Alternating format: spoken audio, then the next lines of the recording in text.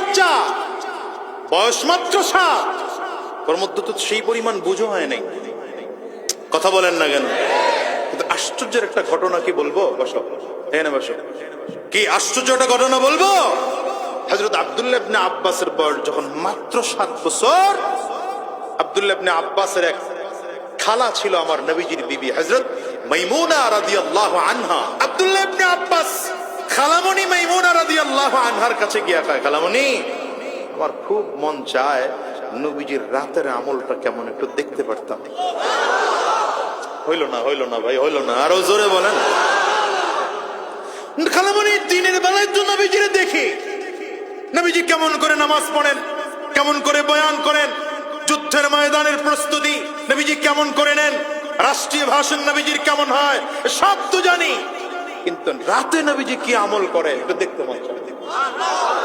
আরে মিয়া, তাহলে জীবন বড় দৌড়াইলাম, রাজনীতি করে না, রাজনীতি করেন। আপনার কোনদিন মন চায় নাই যে মাদ্রাসাতুস সুফফার মুহতামিম সাহেব হুজুর তার তাহাজ্জুদের নামাজটা কেমন একটা রাত থাইকা হুজুরের সাথে দেখবো? মনে হয় নাই তো, কোনদিন মনে হয় নাই মুকে আলেমের কাছে গিয়ে 1 ঘন্টা বসে দেখবো তার খাবারটা কেমন, ওরকম করে খাবার খাবো। সে ওযু করে কেমনে, ওযু দেখবো, নামাজ পড়ে কেমনে, নামাজ দেখবো। অথচ 70 বছর বয়স হয়ে গেছে, আপনার শিখতেই মনে চায় নাই। আর ছোট বাচ্চা আব্দুল্লাহ ইবনে আব্বাস 7 বছর বয়স, গিয়া কয়, খালামণি, আমার খুব মন চায় তুমি যদি এই সুযোগটা, কারণ তুমি ছাড়া আমার এই সুযোগ কেউ করে দিবার পারবে না, তুমি আমার সুযোগটা করে দাও, দেখি না নবীজি রাতে কি আমল করে। হযরত মাইমুনা রাদিয়াল্লাহু আনহা কয়, বাবা রে, আমি তো 8 দিন পরে পরে নবীরে 1 দিন ভাগে পাই, কারণ 9 জনের একজন তো আমার ঘরে যেদিন নবীজি আসবেন তোমারে জানাবো। প্রতিদিন ফজর পড়া গিয়া জিগায়, খালামণি আজকা কথা বল, খালামণি আজকা, না না আমি জানাবো বেটা, জানাবো। তো একদিন ফজরের নামাজ পড়ে আগেই দাঁড়ায় আছে, ডাক দিছে, এই আব্দুল্লাহ, যদি দেখতে মন চায় আজকে আয় পড়িস। আরে আপনারা বলেন না, কি ব্যাপার, কি জোরে বলেন। এশার নামাজ শেষ করে নবীজি ঘরে যাওয়ার আগে আব্দুল্লাহ ইবনে আব্বাস ঘরে গিয়ে হাজির। নবীজি গিয়া দেখতেছে, আরে ছোট এক মেহমান ঘরে হাজির। আল্লাহু আকবার। আব্দুল্লাহ ইবনে আব্বাস গেলেন কেন? মনে নিয়ত হলো নবীজি সারা রাত কি আমল করে ফজর পর্যন্ত দেখতে হবে। আব্দুল্লাহ ইবনে আব্বাস বলেন, গেলাম আমার নবীর ঘরে।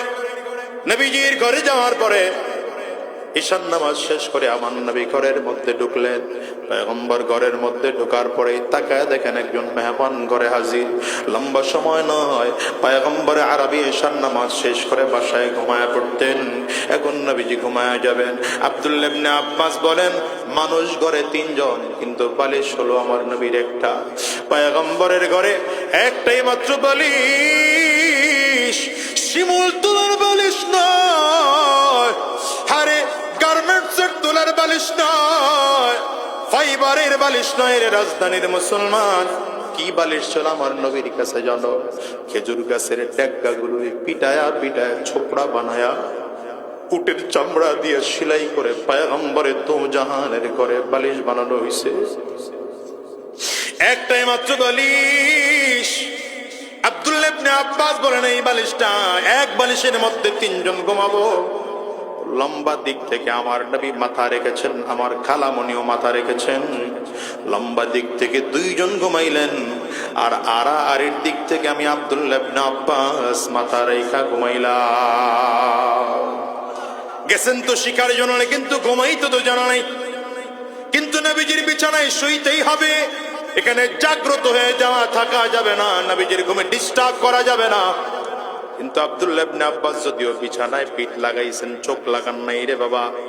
আব্দুল্লাহ ইবনে আব্বাস বলেন, তাকায় দেখলাম নবীজি ঘুমাইলেন। কেমনে ঘুমাইলেন? ওয়াযা ইয়াদাহু তাহতা খাদ্দিহি, নবীজি নিজের হাতটাকে ডান হাতটাকে গালের নিচে দিয়ে আমার নবী ঘুমাইলেন। পয়গম্বর ঘুমাইলেন। আব্দুল্লাহ ইবনে আব্বাস বলেন আমি শিখলাম আমার নবী পবিত্র অবস্থায় ঘুমাইছেন, তার মানে ঘুমানোর আগে ওযু করা সুন্নাহ। পবিত্র কাপড়ের মধ্যে ঘুমাইলেন, তার মানে আমার নবীর পবিত্র বিছানায় ঘুমানো সুন্নাহ। 3 নম্বর, ডান হাতটাকে গালের নিচে দিয়া ঘুমানো সুন্নাহ। 4 নম্বর, দোয়া পড়াটা হলো সুন্নাহ। এরপরে যদি যতক্ষণ ঘুম না আসে রবের নামের তাসবিহ পড়া হলো সুন্নাহ। 7 বছরের ছোট্ট বাচ্চা গেছে তো আমার নবীর কাছে, নিজেও শিখতেছে আমাদেরকেও শিখাইতেছে। আব্দুল্লাহ ইবনে আব্বাস বলেন নবীজির দিকে তাকায় দেখলাম লম্বা সময় ঘুম দিয়েছে। লম্বা সময় ঘুম দেওয়ার পরে নবীজি ঘুম থেকে উঠলেন। খুব খেয়াল করে তাকান, খেয়াল করে শোনেন। আমার নবীজি ঘুম থেকে উঠা নিজের হাত দিয়া চেহারাটা এমন করে মুছলেন। এই খেয়াল করতেছেন, নিজের হাত দিয়া চেহারাটা এমন করে মুছলেন। এরপরে নবীজি ঘুম থেকে উঠলেন। ঘুম থেকে উঠা কি করলেন বলেন বলেন বলেন? নিজের হাত দিয়ে চেহারাটা মুছলেন। এরপরে আমার নবী দোয়া করলেন। এরপরে কোরআনুল কারীমের কিছু আয়াতে কারিমা তেলাওয়াত করলেন। আব্দুল্লাহ ইবনে আব্বাস বলেন শিখলাম ঘুম থেকে ওঠার পরে নিজের হাত দিয়ে চেহারাটা মুছা, এটা হলো একটা সুন্নাহ।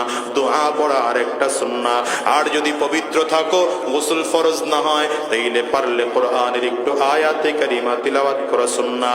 আপনাদের কাছে প্রশ্ন করি, বুঝে শুনে উত্তর দেন।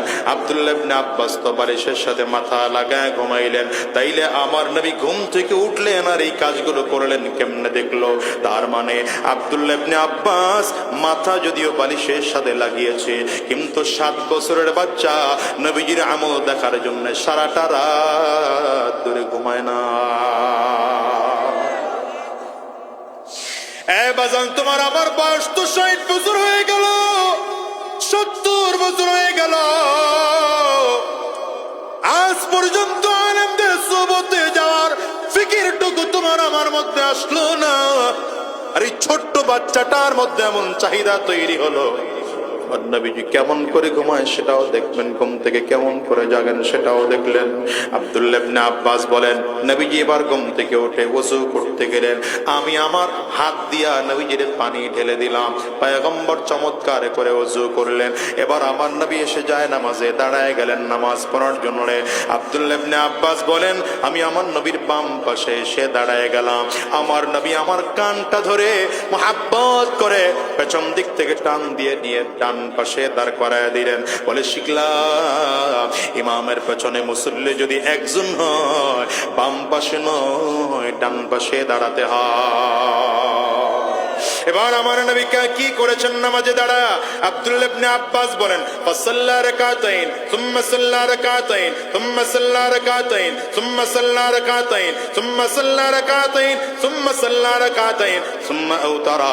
আব্দুল্লাহ ইবনে আব্বাস বলেন নবী 2 রাকাত প্রথম নামাজ পড়লেন, আবার 2 রাকাত পড়লেন, আবার 2 রাকাত পড়লেন, আবার 2 রাকাত পড়লেন, আবার 2 রাকাত পড়লেন, আবার 2 রাকাত, সাথে আরেক রাকাত মিলাইয়া টোটাল বিতির সহ 13 রাকাত নামাজ আদায় করলেন।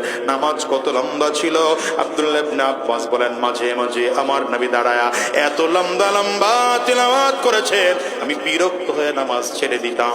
আবার কিছুক্ষণ পরে সে আবার হাত বেঁধে নিতাম।